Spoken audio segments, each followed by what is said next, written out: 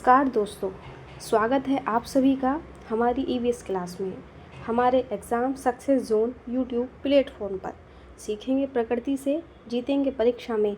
इसी लाइन के साथ हम अपने ईवीएस के प्रश्नों को स्टार्ट करते हैं। पहला प्रश्न है, खाद्य श्रृंखला का प्रारंभ सामान्यतः किससे होता है? उपभोक्ता, अपघटक, उत्पादक, परजीवी।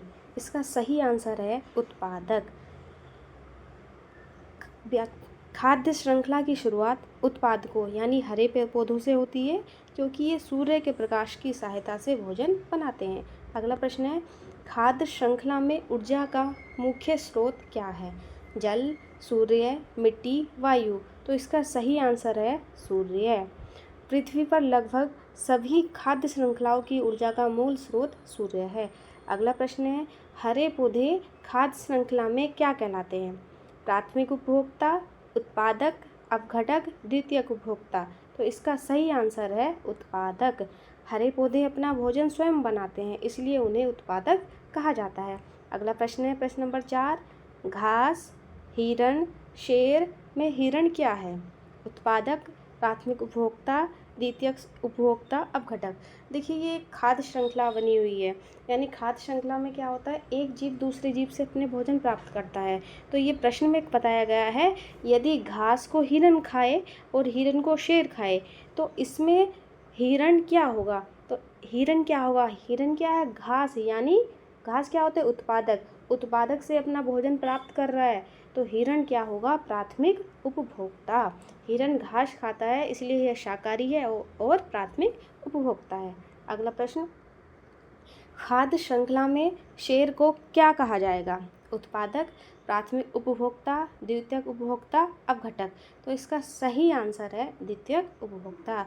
शेर हिरण को खाता है, इसलिए यह द्वितीयक उपभोक्ता है। यानी शेर क्या है? मांसाहारी है, और मांसाहारी किस में आते हैं? हमारे द्वितीयक उपभोक्ता है। जो शाकाहारी जीवों से अपना भोजन प्राप्त करते हैं वो क्या होंगे? द्वितीयक उपभोक्ता। ठीक है। अगला प्रश्न है, खाद्य श्रृंखला का प्रत्येक स्तर क्या कहलाता है? पारितंत्र, ट्रॉपिक स्तर, बायोम, आवास। तो इसका सही आंसर है ट्रॉपिक स्तर। खाद्य श्रृंखला में भोजन प्राप्त करने के आधार पर बने स्तर को ट्रॉपिक स्तर कहते हैं।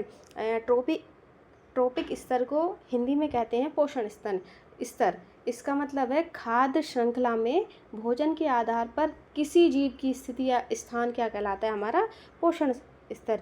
यानी हमारा जो खाद्य श्रृंखला स्टार्ट कहाँ से होती है? उत्पादक से। तो उत्पादक में क्या हुआ? प्रथम पोषक स्तर हो गया।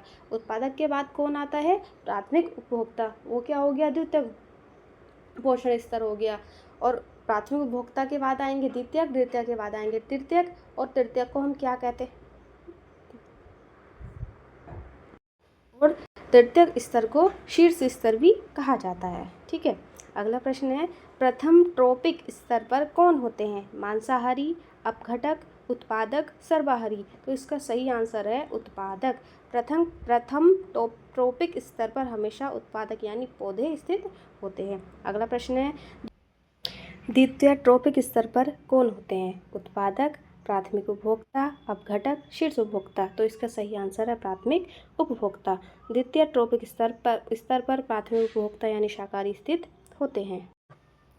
खाद्य श्रृंखला में ऊर्जा का प्रवाह कैसा होता है?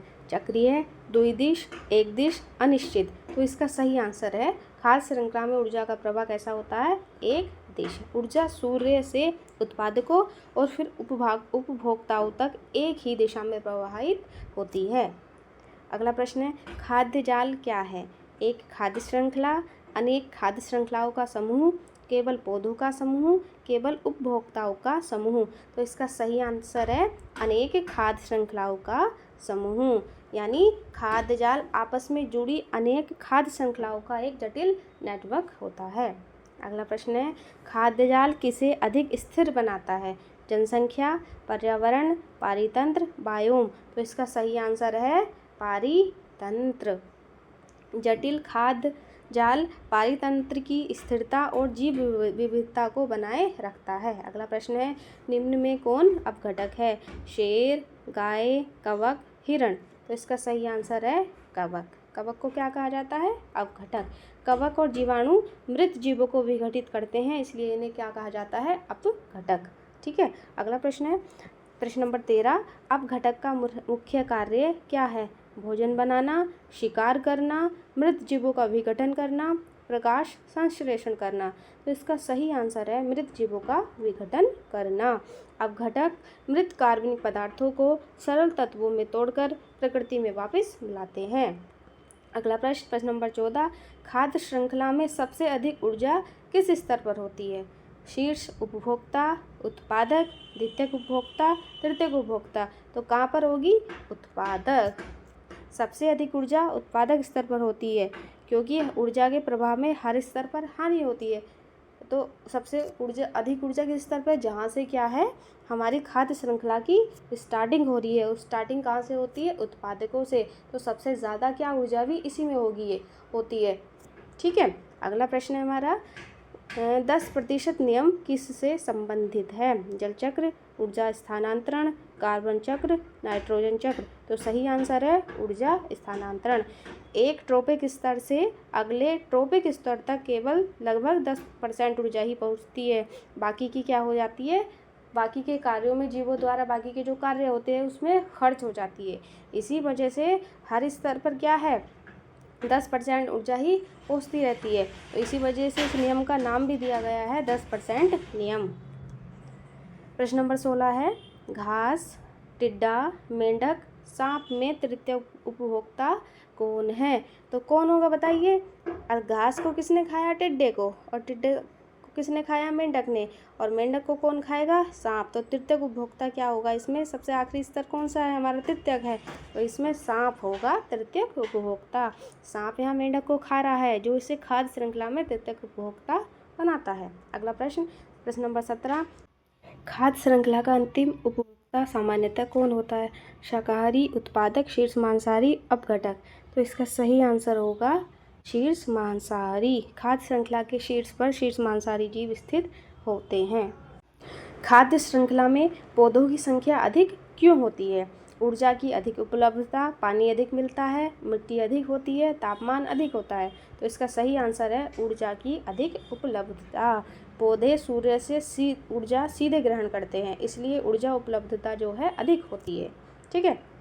अगला प्रश्न है, कौन सा जीव एक से अधिक खाद्य श्रृंखलाओं में भाग ले सकता है?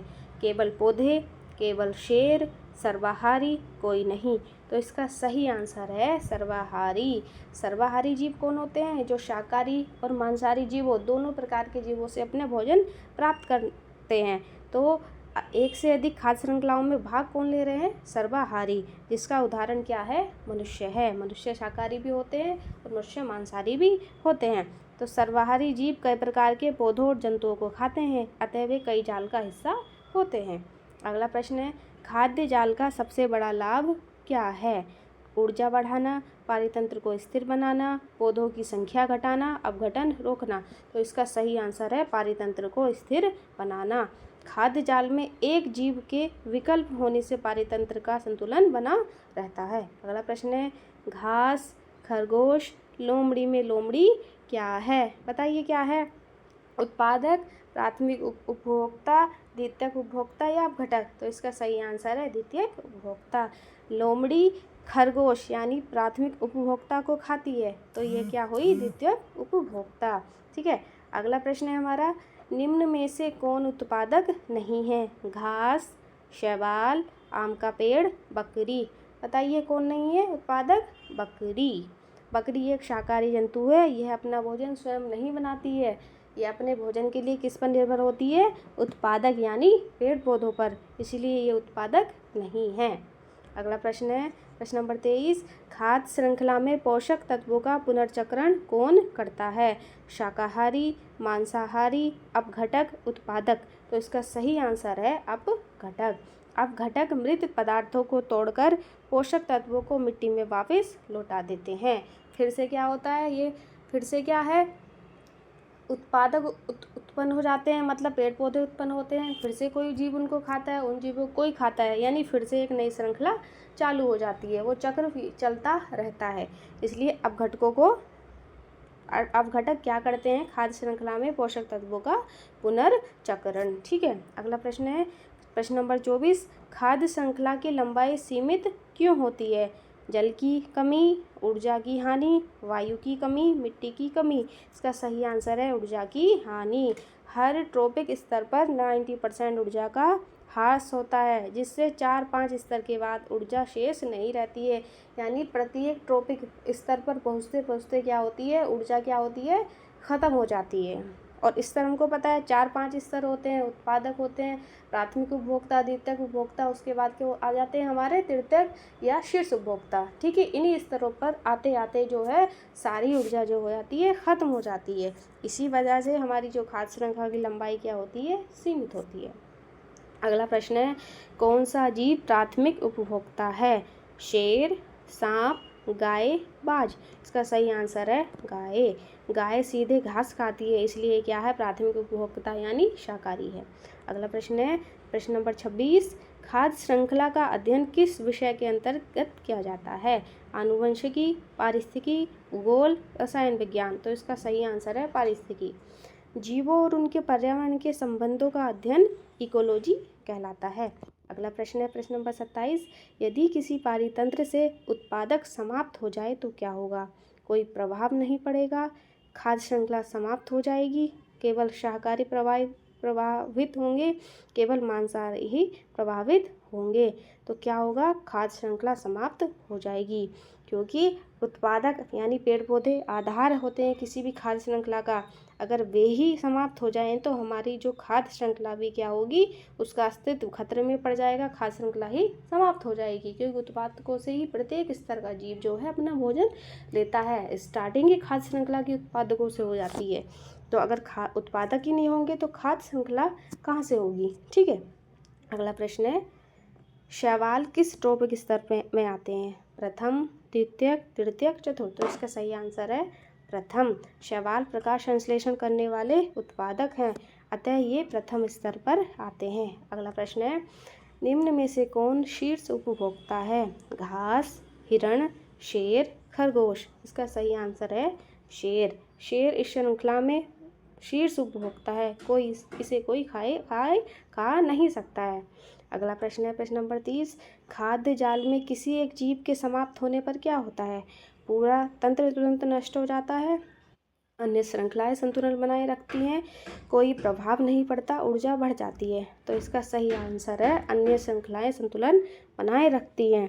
देखिए, अगर खाद्य जाल में कोई जीव समाप्त हो जाएगा तो पूरी खाद्य जाल जो होगा वो तुरंत टूटेगा नहीं, क्योंकि दूसरे जीवों के पास भोजन के अन्य विकल्प होते हैं। अब अन्य विकल्प होने से मतलब है, यदि हिरण समाप्त हो जाए, देखिए अगर हिरण समाप्त हो जाए, अब हिरण को कौन खाता है? शेर, बाघ वगैरह खाते हैं।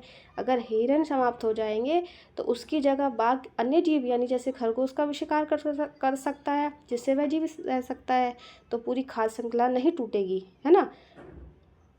यानी विकल्प होते हैं। खाद्य जाल की जटिलता के कारण एक जीव के हटने पर अन्य जीव विकल्प के रूप में कार्य कर सकते हैं। अगला प्रश्न है खाद्य श्रृंखला का सही क्रम कौन सा है? शेर, हिरण, घास, घास, हिरण, शेर, हिरण, घास, शेर, शेर, घास, हिरण। देखिए कौन सा है सही। देखिए पहले देखिए कौन होगा, पहले उत्पादक यानी घास। अब घास को कौन खाएंगे? जो शाकाहारी जीव, और हिरण क्या है? एक शाकाहारी जीव है। अब हिरण को कौन खाएगा? शेर। तो इसका सही आंसर होगा घास, हिरण, शेर। ठीक है। अगला प्रश्न है, खाद्य जाल मुख्यतः किसका प्रतिनिधित्व करता है? ऊर्जा के अनेक मार्गों का, केवल एक मार्ग का, जल चक्र का, नाइट्रोजन चक्र का। इसका सही आंसर है ऊर्जा के अनेक मार्गों का। खाद्य जाल ऊर्जा के प्रवाह के कई संभावित रास्तों को दर्शाता है। अगला प्रश्न है, खाद्य श्रृंखला में सबसे कम ऊर्जा किस स्तर पर होती है? उत्पादक, प्राथमिक उपभोक्ता, द्वितीयक उपभोक्ता या शीर्ष उपभोक्ता। तो इसका सही आंसर है शीर्ष उपभोक्ता। ऊर्जा स्तर ऊपर जाने पर कम होती जाती है, इसलिए शीर्ष उपभोक्ता पर सबसे कम होती है। अगला प्रश्न है, घास, टिड्डा, मेंढक, सांप, बाज में बाज क्या है? प्राथमिक उपभोक्ता, द्वितीयक उपभोक्ता, तृतीयक यानी शीर्ष उपभोक्ता या उत्पादक। तो इसका सही आंसर है तृतीयक, शीर्ष उपभोक्ता। बाज श्रृंखला में सबसे अंत में है, अतः यह शीर्ष उपभोक्ता है। अगर आपको हमारा वीडियो अच्छा लगा है तो चैनल को लाइक करें, सब्सक्राइब करें और शेयर करें। Thank you.